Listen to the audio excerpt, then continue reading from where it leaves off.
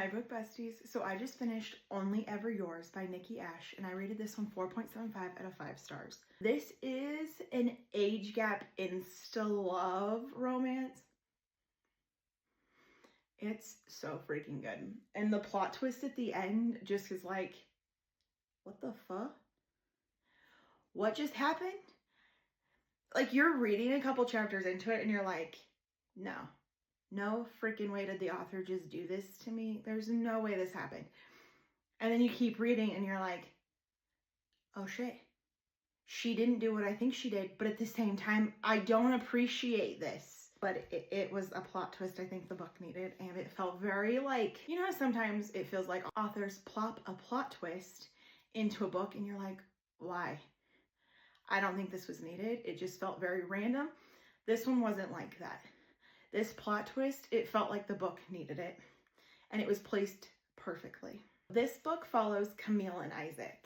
Camille has been through a lot. She lost her mom of cancer, then her dad got framed and then was sentenced to 15 years in prison. Basically, she grew up really rich, and once her dad was framed, everything was taken away from her, so she's been struggling since then. Her best friend is an escort. One night, her best friend is like, I have this date with this guy that I really like, but I have a job. Can you just pretend to be me?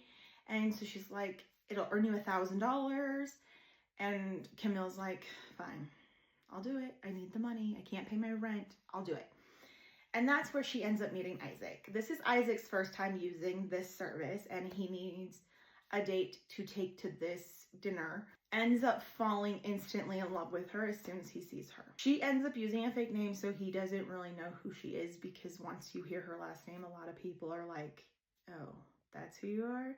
And so they won't hire her based on that. They end up ending the night, and he ends up going home and requesting a date with her again. But like I said, she's fake, like she's pretending to be her best friend. So her best friend like comes over to her house and be like, he requested another date with you, so you have to go do it again.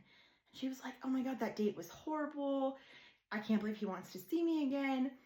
And so she ends up going on this date, but then they end up running into somebody that she knows from her past life, and he ends up using her real name.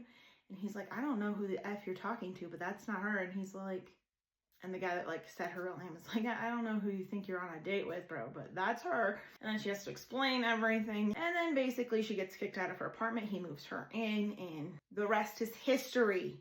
Or so you think.